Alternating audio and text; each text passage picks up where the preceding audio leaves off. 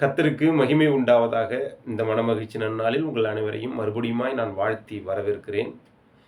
இன்றைய நாளிலும் கர்த்தருடைய வார்த்தை என்ற தலைப்பில் தேவனுடைய வார்த்தையை உங்களோடு பகிர்ந்து கொள்ள நான் ஆசைப்படுகிறேன். அப்படியாய் வேதத்திலிருந்து ஒரு வசனத்தை நாம் வாசிக்கலாம். சங்கீத புஸ்தகம் 6வது அதிகாரம் 2வது வசனத்தை நாம் வாசிப்போம். என்மேல் இரக்கமாயிரும் கர்த்தாவே, நான் பலனற்று போனேன். என்னை குணமாக்கும் கர்த்தாவே, என் எலும்புகள் நடுங்குகிறது. என்மேல் இரக்கமாயிரும் கர்த்தாவே. கர்த்தருக்கு மகிமை உண்டாவதாக. சங்கீதக்காரனாகிய தாவீது தன்னோட வாழ்க்கையில் அநேக நேரங்களில் நெருக்கப்பட்டான். அப்படி நெருக்கப்படும் பொழுதெல்லாம் கர்த்தரை நோக்கி, ஆண்டவரே, நான் பலனற்று போனேன், என்மேல் இரக்கமாயிரும் கர்த்தாவே என்று விண்ணப்பத்தோடு ஜெபிக்கிறான். கர்த்தருக்கு பிரியமானவர்களே, நம் தாவீதோட வாழ்க்கையில் பார்த்தோமேயானால் அவன் அநேக இடங்களில் நெருக்கப்பட்டான், அநேக இடங்களில் பலனற்று போனான். சவுலால் துரத்தப்படும் பொழுது மிகவும் பலனற்று போனான். எங்கேதில் அவன் காட்டி கொடுக்கப்படும் பொழுது மிகவும் பலனற்று போனான்.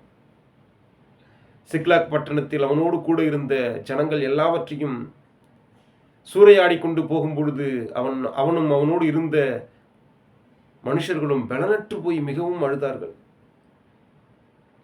ஆகீஸ் ராஜாவினிடத்துல உயிருக்கு தப்பிப்பதற்காக பித்தனை போல் நடிக்கும் பொழுது மிகவும் பலனற்று போனான். குகைகளிலும் மலைகளிலும் வாழும் பொழுது மிகவும் பலனற்று போய் வாழ்ந்த நேரங்களெல்லாம் தாவீது ஆண்டவரை நோக்கி, கர்த்தாவே என்மேல் இரக்கமாயிரும், கர்த்தாவே என்மேல் இரக்கமாயிரும் என்று கர்த்தரை நோக்கி ஜெபித்தான்.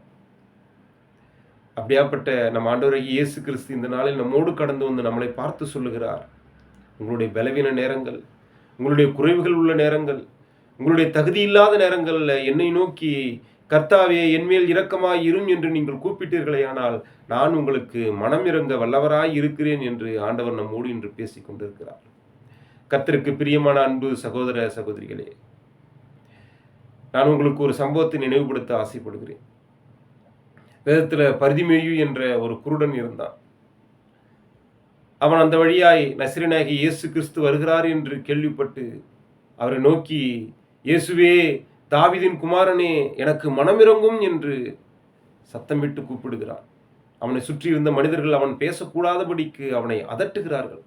ஆனாலும் அவன் அதை நிறுத்திவிடாமல் இன்னும் அதிலும் அதிகமாய், இயேசுவே, தாவீதின் குமாரனே, எனக்கு மனமிரங்கும், இயேசுவே, தாவீதின் குமாரனே, எனக்கு மனமிரங்கும் என்று சத்தமிட்டு கூப்பிடுகிறான். அவனுடைய கூப்பிடுதலை கேட்டு கர்த்தர் மனமிறங்கி அவனுக்கு கண் பார்வையை அடைய செய்தார். அப்படியாப்பட்ட நல்ல ஆண்டவர் தான் நமக்கு இன்று நம்மோடு பேசி கொண்டிருக்கிறார். உங்களுடைய நெருக்கத்தின் நேரத்தில், உங்களுடைய பலவீனத்தின் நேரத்தில், உங்களுடைய தகுதி இல்லாத நேரத்தில், உங்களுடைய குறைவுகளின் நேரத்தில் என்னை நோக்கி, கர்த்தாவே என்மேல் இரக்கமாயிரும், கர்த்தாவே என்மேல் இரக்கமாயிரும் என்று நீங்கள் கூப்பிடுவீர்களே ஆகில் நான் மனமிறங்கி உங்களுக்கு இரக்கம் பாராட்ட வல்லவராய் இருக்கிறேன் என்று நம் ஆண்டவராகிய இயேசு கிறிஸ்து தொடர்ந்து நம்மோடு பேசிக்கொண்டே இருக்கிறார். இந்த வார்த்தையை நாம் விசுவாசிப்போம். கர்த்தர் சமூகத்தில் தொடர்ந்து நம் கர்த்தரை நோக்கி கூப்பிடுவோம். கர்த்தர் கரத்திலிருந்து நம் இரக்கத்தை பெற்றுக்கொள்வோம். இந்த நாள் ஒரு வெற்றி நாளாய் அமைய இயேசுவின் நாமத்தினால உங்களை நான் வாழ்த்துகிறேன். ஆமென், ஆமென்.